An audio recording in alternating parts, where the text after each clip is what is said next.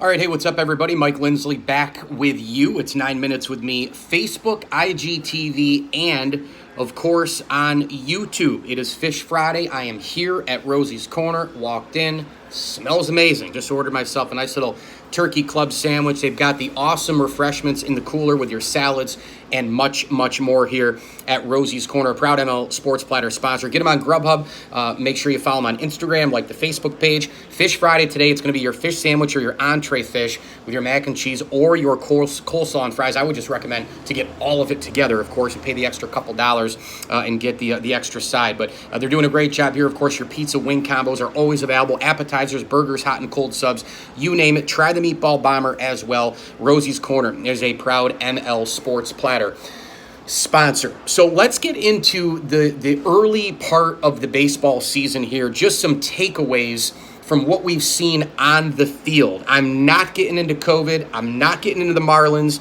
I'm not getting into canceled games or postponed games. I'm not getting into it. I'm getting into pure action on the field. Number one, the best teams right now are the Yankees and the Dodgers. All this cockamamie bullshit about the short season could be built more for 4 or 5 sneaky teams and the Yankees and Dodgers. Boy, I don't know, the sprint and marathon. The best teams are the best teams. And the Yankees and the Dodgers right now, and I don't know if they're going to make the World Series. I don't know if they're going to win the World Series, one of the two. But right now, those two teams are the best teams because they have the most talent. Yes, they have really, really great starting pitching, sure. The Yankees bullpen is lights out right now. It does help to play Baltimore a couple times. But the biggest reason why these two teams are the best is depth. With or without COVID, there's 3 things in sports, and I've been saying it for 5 to 10 years in this more recent modern time, NBA, NHL, MLB, NFL, doesn't matter.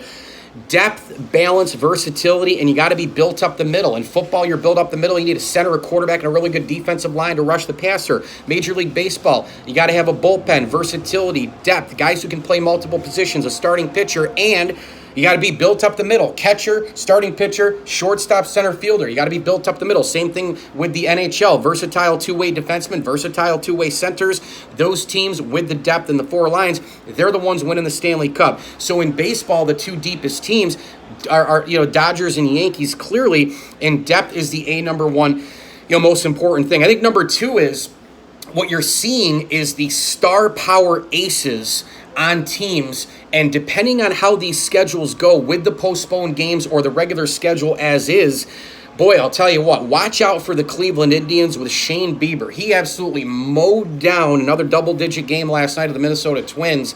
You look at Shane Bieber, you look at Garrett Cole, you could lump Jacob deGrom into this conversation, but his team is horrific in terms of the New York Mets. But if you look at the ace power on specific teams, you roll out a bunch of these guys, 13, 14 starts in 60 games with the way the schedule pans out. Garrett Cole, for example, and Shane Bieber, they can pitch their teams to the World Series respectively because they're getting their starts, and it's almost shrunk down more to the point where they're more impactful in a 60-game season than in a 162-game season.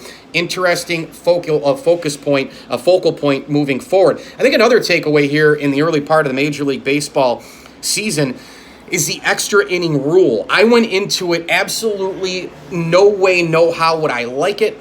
In the minor leagues, I was convinced to like it because, it's a systematic approach. You are obviously grooming young pitchers. You don't want to tax people left and right.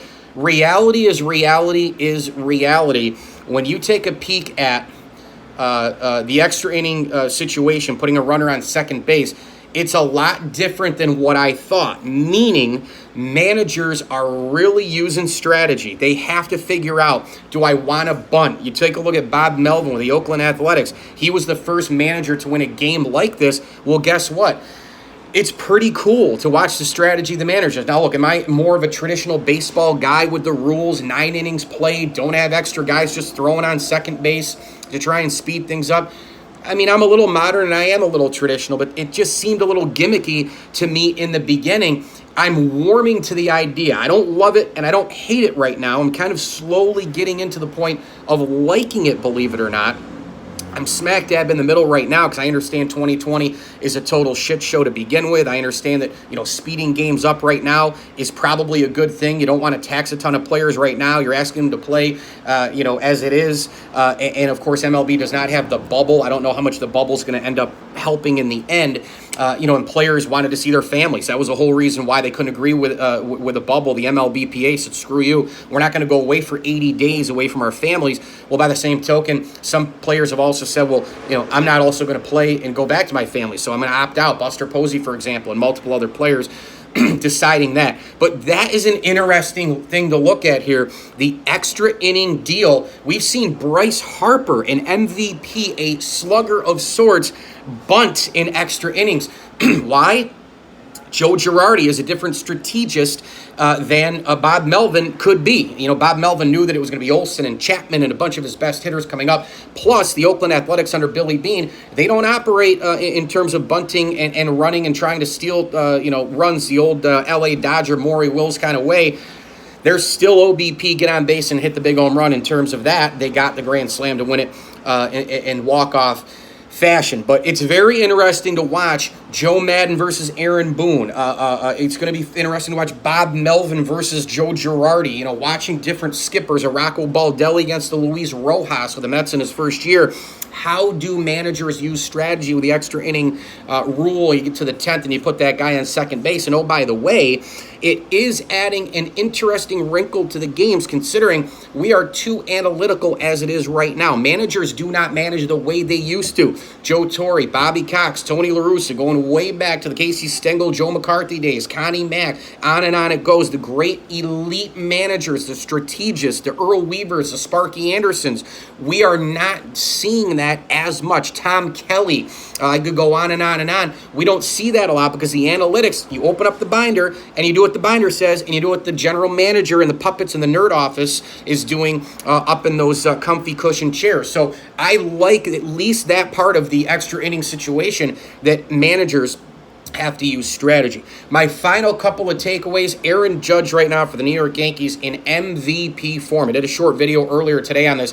He's hitting for average, hitting for power, showing the all-around Aaron Judge that he is. A lot of times he gets the terrible assessment from the haters, the trollers, that he's just a slugger. He is not just a slugger. He hits for average, he hits for power. He's had multiple hit games. He's hitting the ball all over the friggin' field. And oh, by the way, playing a really nice right field. And he's an underrated base runner. Right now, all rise, baby. Aaron Judge looks amazing. And also, we need to mention that if he continues this pace up and we finish the season, Aaron Judge, don't be surprised if we all rise to an MVP in the Bronx for Judge. The other thing that I did want to mention here with the MLB season is what Scott Petoniak said to me on my podcast yesterday, which is, this early in a season, having everybody lose early, right? I mean, usually we might have a 4-0 team, a 5-0 team, maybe a quick 7 or 8-0 team. But within the first few games of the season, everybody had lost. What does it mean? I have no idea. Probably a little bit of rust. Obviously, there's some incredible balance going on in certain divisions. But that was a tremendous point by Scott Petoniak that I wanted to bring up today. Early season, just a few games in. Bang, everybody has lost a game.